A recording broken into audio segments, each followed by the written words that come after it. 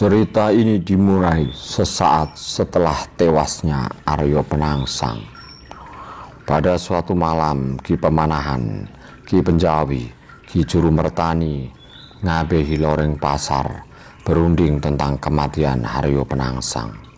Berkatalah Ki Juru Mertani kepada Ki Pemanahan, "Berhubung yang berhasil membunuh Aryo Penangsang itu adalah Raden Ngabehi, apakah akan kau laporkan apa adanya kepada Kanjeng Sultan?" Ki Pemanahan menjawab, "Memang demikianlah adanya. Saya akan laporkan sesuai dengan apa yang terjadi." Ki Juru berkata lagi, "Menurut hati saya, sebaiknya Ki Pemanahan sajalah yang mengaku berhasil membunuh Aryo Penangsang bersama Ki Penjawi. Sebab dilaporkan kalau Ngabehi yang membunuh Aryo Jipang, tidak urung cuma diganjar bagian-bagian yang bagus-bagus saja. Tentu tidak akan diganjar kekuasaan negara, sebab Ngabehi masih anak-anak, tentu senang dengan bagian yang mewah-mewah. Kedua, Ngabehi itu sudah diambil anak oleh Kanjeng Sultan, sehingga Sultan bebas memberi ganjaran menurut kemauannya saja. Jika yang berhasil membunuh kalian berdua, maka kalianlah yang akan berhak menerima janji Sultan itu, yaitu Padi dan Mataram." Ki Pemanahan dan Ki Penjawi setelah mendengar keterangan Ki Juru Mertani itu sangat senang hatinya. Menurut mereka, Ngabehi Loring Pasar juga menyetujui pembicaraan itu.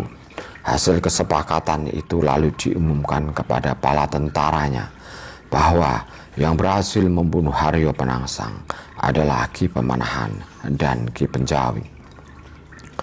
Pagi harinya mereka berangkat ke Pajang serta membawa orang Jipang yang sudah takluk. Sesampainya di hadapan Sultan, mereka lalu ditanya, "Kakang Pemanahan dan Penjawi, apakah kalian berhasil?" Ki Pemanahan menjawab bahwa Penangsang sudah meninggal karena dikerubut berdua dengan Ki Penjawi. Mereka menyerahkan orang-orang Jipang yang sudah takluk. Kanjeng Sultan begitu senang, lalu bertanya kepada menteri dari Jipang, "Menteri Jipang, Aryo Penangsang dulu punya saudara muda bernama Aryo Mataram. Di manakah sekarang?"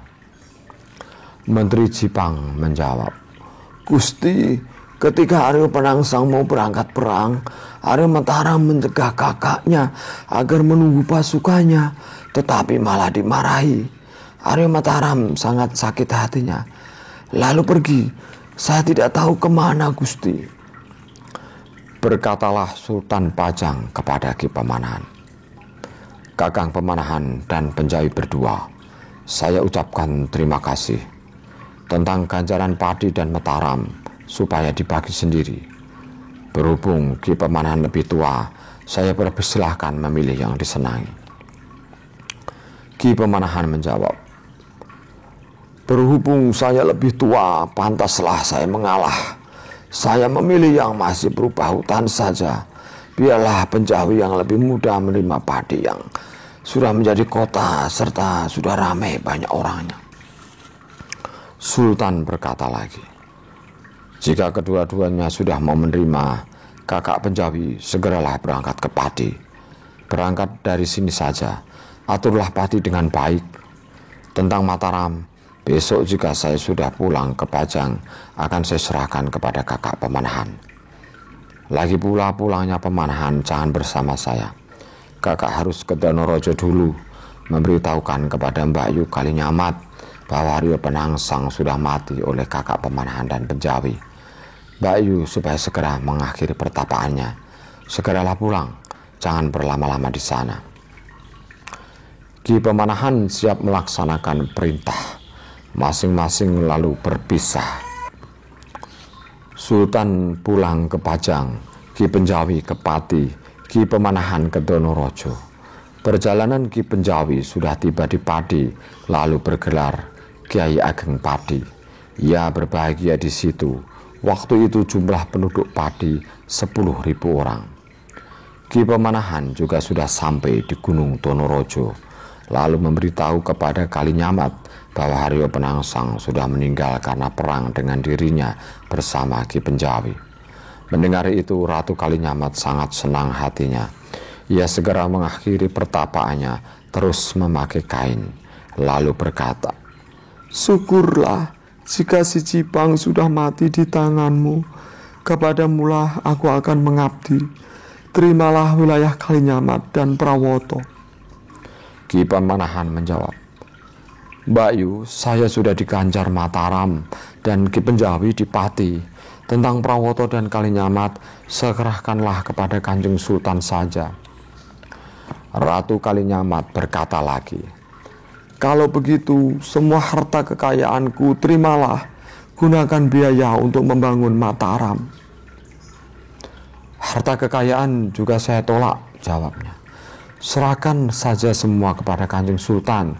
Jika diperkenankan, yang berupa pusaka saja yang kiranya boleh saya minta dari Mbak Yu Ratu." Ratu Kalinyamat mengabulkan, menyerahkannya, seraya berkata, "Ini terimalah.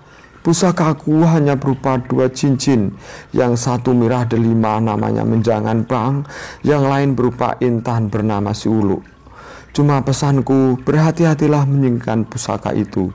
Sultan jangan sampai tahu.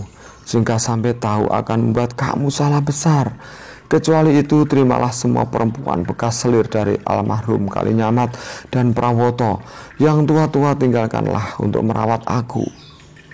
Ki Pemanahan menerimanya, lalu memohon pamit serta membawa perempuan-perempuan dan harta kekayaan. Dalam perjalanannya ia singgah di Selo, bertanya kepada para kerabatnya untuk diajak tinggal di Mataram. Mereka yang sayang kepada Ki Ageng Pemanahan bersedia ikut, jumlahnya 150 orang. Ki Pemanahan sudah berangkat dari Selo. Sesampainya di Pajang, lalu menyerahkan harta kekayaan dari para perempuan dari Ratu Kalinyamat. Sultan Pajang berkata, "Kakang Pemanahan, saya sangat berterima kasih padamu. Ambillah semua harta benda itu, sebab persembahanmu kepadaku sudah banyak, yaitu kematian Haryo Penangsang serta negaranya. Cuma wanita-wanita biarlah akan saya pilih. Jika ada yang saya senangi, akan saya ambil." Ki Pemanahan begitu terima kasih, maka bermacam perempuan itu dihadapkan kepada Sultan. Kanjeng Sultan lalu memilih, ternyata hanya satu saja yang terpilih, itu pun masih kecil. Sultan berkata, "Kakang Pemanahan, anak perempuan satu ini yang saya minta, tapi saya titipkan padamu, tolong dijaga baik-baik. Kelak jika sudah dewasa akan saya ambil, agar diserahkan ke keraton." Ki Pemanahan bersedia. Sultan berkata lagi kepada Ki Pemanahan, "Kakang Pemanahan, sekarang pulang sajalah dulu. Kelak kalau saya keluar dalam Besowanan Agung, tanah Mataram akan saya berikan padamu." Ki Pemanahan melaksanakan perintahnya, lalu pulang.